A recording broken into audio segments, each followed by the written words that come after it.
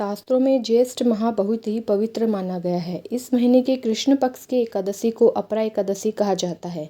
पद्म पुराण के अनुसार इस दिन भगवान विष्णु की पूजा उनके वामन रूप में करने का विधान है। अपरा एकादशी को जलक्रीड़ा एकादशी, अचला एकादशी और भद्रकाली एकादशी के नाम से भी जाना जाता है।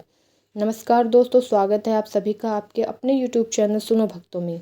आज के इस वीडियो में हम जानेंगे ज्येष्ठ माह की कृष्ण पक्ष की एकादशी कब है, पूजा का शुभ मुहूर्त क्या रहेगा, पूजा विधि क्या रहेगी, इस एकादशी का क्या महत्व है और वीडियो के अंत में एकादशी कथा को सुनेंगे।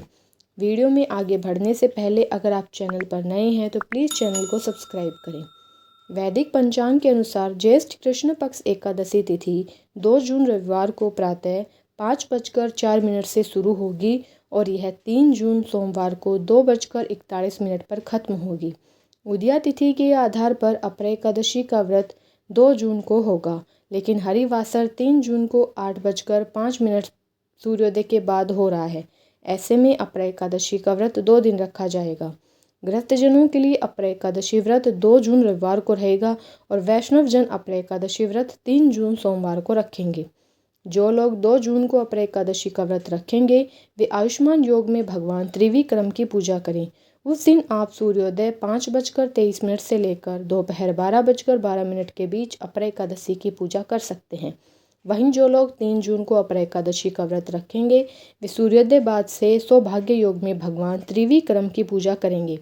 भगवान त्रिविक्रम श्री हरि विष्णु के वामन अवतार को कहते हैं।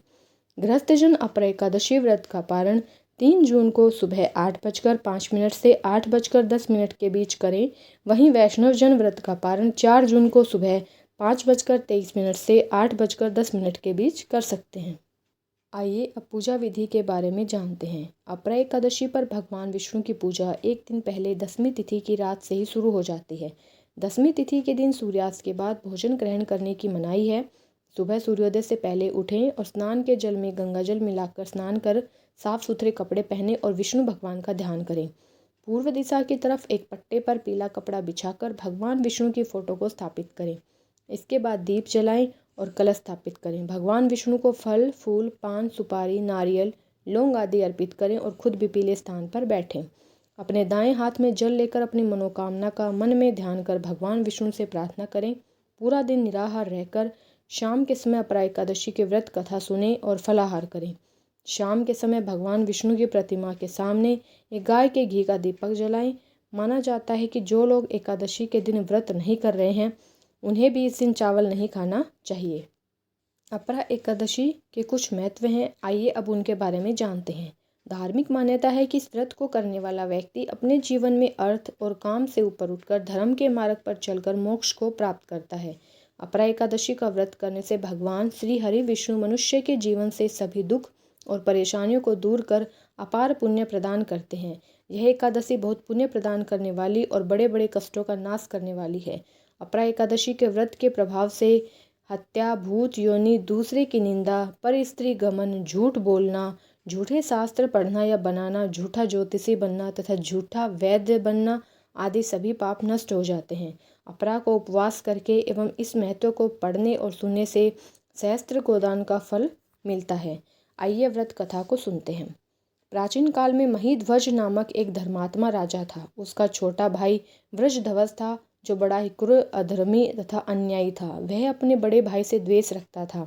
उस पापी ने एक दिन रात्रि में अपने बड़े भाई की हत्या करके उसके देह को एक जंगली पीपल के नीचे गाड़ दिया। इस अकाल मृत्यु से राजा प्रेत आत्मा के रूप में उसी पीपल पर रहने लगा और अनेक उत्पात करने लगा। एक दिन अचानक धौम्य नामक ऋषि उधर से गुजरे। उन्होंने प्रेत को देखा और तपोबल से उसके अतीत को जान लिया। अपने तपोबल से प्रेत उत्पात का कारण समझा। ऋषि ने प्रसन्न होकर उस प्रेत को पीपल के पेड़ से उतारा तथा परलोक विद्या का उपदेश दिया। दयालु ऋषि ने राजा की प्रेत योनि से मुक्ति के लिए स्वयं ही अपरा एकादशी का व्रत किया और उसे अगति से छुड़ाने को उसका पुण्य प्रेत को अर्पित कर दिया। इस पुण्य के प्रभाव से राजा की प्रेत योनि से मुक्ति हो गई। वह ऋषि को धन्यवाद देता हुआ दिव्य देह धारण कर पुष्पक विमान में बैठकर स्वर्ग को चला गया। इस प्रकार कहा जाता है कि एकादशी व्रत कथा पढ़ने अथवा सुनने से मनुष्य सब पापों से छूट जाता है। आशा करती हूँ आपको वीडियो पसंद आई होगी, तो प्लीज़ वीडियो को ज़्यादा से ज़्यादा शेयर करें, लाइक करें और प्लीज़ चैनल को सब्सक्राइब करें। धन्यवाद।